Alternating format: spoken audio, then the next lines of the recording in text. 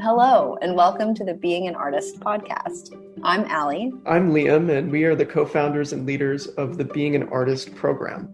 And we're here to explore what it means to be an artist. Now, we want to be very clear. We are not here to tell you how to be an artist. The beauty of being an artist is that what you do and how you do it is completely unique to you. What we are here to do is to provide tools that will enable you to take who you want to be as an artist from an idea to a reality. Everything we're talking about comes from our personal experience living and growing as working artists. So thanks for being here with us. This episode today is all about structure. We hope you enjoy it.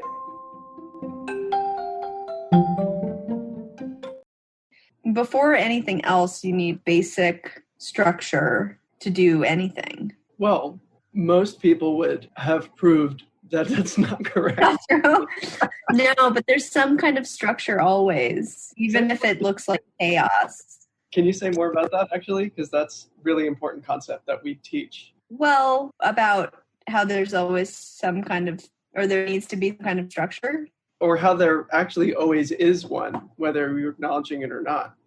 Yeah, well, I think there's always an underlying structure to like how you live your life. And it can look like so many different ways. And I think it's like finding, because there are structures that don't work that people use all the time, which is like, oh, the way I'm structuring this is like I'm going to work when I feel like it. That can be kind of structure in a way. It doesn't have to look like a really rigid schedule. That's really important because I think I'm going to work when I feel like it, although it's like an unacknowledged structure. My structure used to be I'm going to drink until 3 o'clock in the morning every night.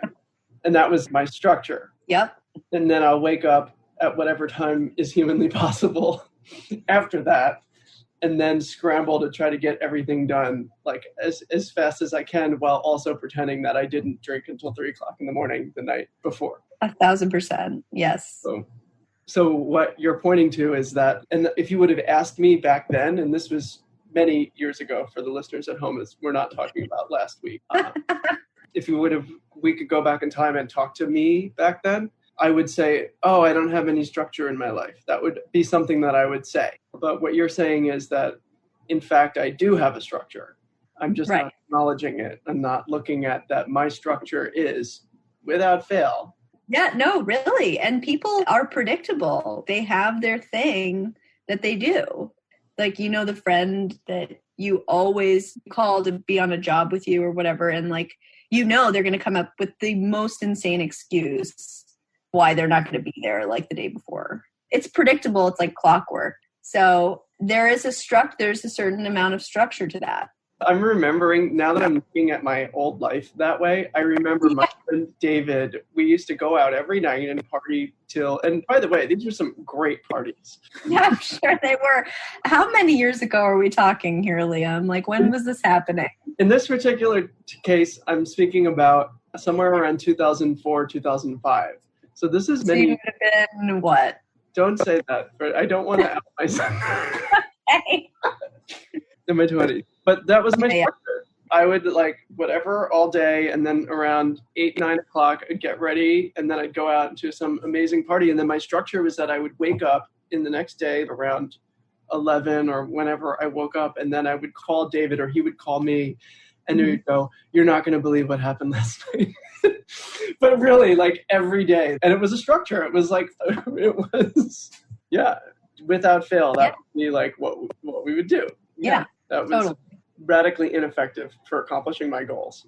Exactly. Right. It's about finding a structure that works for accomplishing your goals. And what that means is letting go of a structure that's very ingrained, and that can be very challenging, which is why it can be hard for people to do that and accomplish it without like having accountability and having a community around you to do it. But there's all this like agreement of, oh, this is how Liam is. And you kind of have to start creating new structure and people who understand you. You're touching on two really important points there. One is that it's really important that the number one issue, and this is why to to-do lists and software. Everyone is always like, oh, you just use this app. And I don't know if any of you out there are like my fiance, who used to, not anymore, but used to like have a new thing she was using every single week. Like, oh, this is going to be the app. This is going to be the app, right? And we've all done that too. And the reason why there's not a thing that will solve your structure problems is because of exactly what you and I have been talking about, that you already have a structure in your life, producing the results that you are producing right now, which may be extraordinary, may not be extraordinary, but either way, I'm assuming you're listening to this because you want to take it to the next level. And your community around you knows you as that structure. That was a perfect example. Like David, he knew that as soon as he called, like I was going to pick up the phone, and not only would I be so ready to hear his story, I would have another story for him. Like we had that. That was like in the community. The listening was, I know if I'm going to call Liam, he's going to have a great story for last night. And that also kept in place my current behavior, because what if David called me and I didn't have a story? Yeah. The world would crumble. That's such a good point. So that's why it's so hard. So no matter what you use or what software you use or what you use to create your new structure, if you're not looking at the structure that you currently have and looking at how the community around you supports that structure, we're just never going to work. Yeah. And what you said about using these new apps or whatever, it's like piling structures on top of your already shitty structure, and it's not going to work because they'll just fall away and then you'll be left with the original thing. Yeah. You have to like raise it to the ground and then build up from there. I think that's the question that probably people have is, my life sucks and I need a new structure. Right. But, or not that or whatever, but how do I do that? How do I actually create a new structure for myself? Or how do I guess actually, let's ask another question. How do we identify what's going on so we're talking about structure. This is one of the main things that we talk about in being an artist, because whatever structure you're working with now has gotten you whatever you've gotten, which some of it is great and some of it is not. So if you brush your teeth 2 times a day, don't throw that out the window. Doctors think that's a great idea. So, but it's like, how do you actually take a look and see what structures to keep, what structures to get rid of? How do you even do that? And how do we do that? Well, I think you first need to get really aware of what you're committed to. So if you're committed to telling a great story every Sunday morning, then your structure was perfect. But if you're committed to being an accomplished artist who makes a difference in your community, I think that's the first thing. You really need to clarify what your commitment is, because then you can ask yourself the question over and over again, okay, does this aspect of my life honor my commitment? Does this aspect of my structure honor my commitment? At least that's what worked for me when you and I kind of did like a reevaluation of like where we were at and like what needed to shift. Everything, literally out of that conversation, when I got clear on like what I was committed to, which was creating and having peace of mind, being able to create and have peace of mind, like everything shifted. Everything in my life has shifted since that conversation. My diet has shifted. I was like, okay, what am I doing in all these areas of my life that's not working toward this commitment? My diet has shifted. My exercise has shifted. All these things. And that's how you build up a new structure, you know? Yeah, that's so perfect, because you're just constantly measuring what you're up to against what you're committed to, which is accomplished and having peace of mind. Key that you distinguished it that clearly, because there's a way to work and to make work and be accomplished, but not have peace of mind too. You could just literally every night, all day, like hammering away with your significant other being like, what's wrong with you? And that's like no peace of mind. So yeah, so I think really step one with really inventing for yourself a structure that's going to have you achieve your goals is getting really clear about what that is that you're out to create for yourself. What is it that you're really committed to? And the reason why I want to take a minute to say this, that the reason why this is not difficult, but personal. This is personal. There's no silver bullet. There's no quick fix. There's no just do this and you'll win. It's not like, oh, you have 56K RAM, put in 72 and then you're fine. It's really personal because what you're committed to and the way that you want your life to work. And this is like so much what being an artist is really about. We say the word artist, there's so much meaning behind that. It can mean so many different things for so many different people. Are you making murals? Are you performing music? Are you an actor? Do you want to be on Broadway? Do you want to be in films? Do you not want to do either of those? There's every single person's life is completely different. Your life is completely different than my life. And the most important part is that what you create is yours.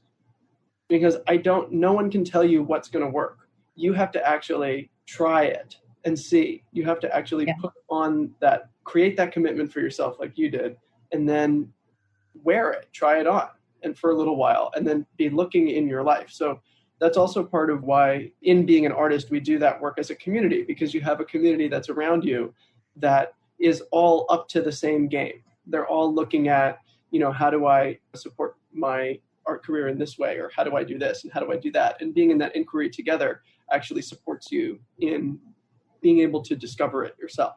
Yeah, totally. So structure. So creating a structure, first you have to get what you're committed to. Then I think that what we're talking about now, like the second step to really creating powerful structure to move your career forward is, I think, giving yourself the space to fail. Because the moment you choose to, or maybe you don't choose, like I met with my gallery and then I was like, oh my gosh, I have a show in like 8 weeks. I have to do that. I have to do so much, right? Yeah. And so for me, it was like overwhelming, like, wow, my structure is insufficient for fulfilling on having a fantastic gallery show in just a few weeks. So whether it's thrust upon you or it's something you want to take on for yourself, like you have to give yourself permission to try things out and to mess them up a little bit, because you're not going to get it right the first time. You might say, oh, I'm going to wake up at 6 a.m. every morning. And then you wake up at, 11. You can't then throw the whole thing out. You got to just say, oh, well, let's try 7 tomorrow, right? You have to be able to like give yourself that space. Totally. Yep. I think that's really key, is like, kind of giving yourself a little bit of a trial period to see what works and what doesn't work. And I also think that something we touched on earlier is you kind of get people in your world in on your structure.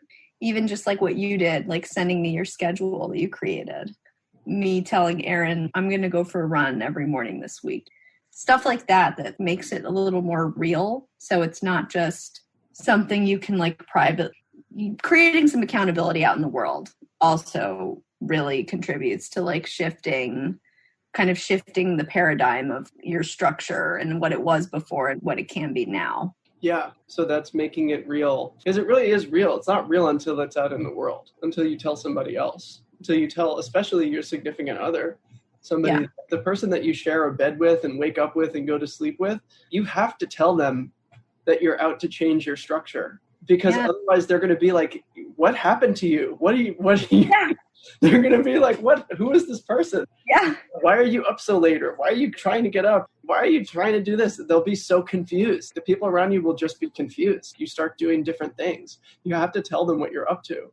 Look, I have a show in 8 weeks and I'm going to be working really late every night to get it done. And then people are like, oh, okay. That's totally everyone's response. And I think sometimes I'm afraid to say stuff because I'm afraid what people will respond. But literally every time the response is like, oh, okay. Yeah, great. Okay, dude, whatever. Do your thing. Whatever, do your thing. Cool. So that's our little piece on structure. Is there anything more that we need to add? I don't know. What were you going to say? So add one just to wrap it up. Well, you have to know what you're committed to. And you have to start taking a look at your life and see what aligns with that commitment and what doesn't. Then, secondly, you got to give yourself some space to be able to mess things up a little bit. Don't think you're going to have it all figured out and whatever you implement tomorrow is going to be perfect. And give yourself some space and some time. But give it a week, give it 2 weeks. We don't know how long it's going to take for you to figure out what you need to actually get aligned with what you're up to. And then the third thing is really share that with the people in your life, especially the people closest to you, so that they understand who this mad woman that's getting up in the morning and running around outside. This is why they're doing that, right? So those are the first 3 steps. And then you want to try that out. Really put it out on the court, get it going out in your life and try it out for a week and then see if it works. And if it doesn't, you got to go back to step one, compare like what's not working. Oh, okay, well, this doesn't work for that, or this doesn't work for that. Because we have all kinds of other commitments too, commitments to family, commitments to our job. So if your structure is beginning to run up against those other commitments, then you have to see what there is to negotiate. And it's very, very personal. Couldn't have said it better myself. Well, that's structure. And join us next week for support. Are we going to do support next week? Yeah, we're going to do support next week. All right, perfect. So next week we'll talk about support. Again, this is what it's all about, being an artist. So oftentimes we just think it's about making art, but really, if you're one of those lucky people that has something wrong with your brain where you just can't stop making art, that's wonderful. But a lot of us really struggle with creating the structure and creating the support and the inspiration we need to actually sustain that art career over time. So this is really what it takes. Next week, we'll be talking about support. And when I say support, I mean financial support, aka money. We'll debunk some commonly held beliefs about what it looks like to make money as an artist, and we'll explore how you can get creative about funding your operation. Tune in next week to find out more. I'm Allie. And I'm Liam, and this is Being an Artist.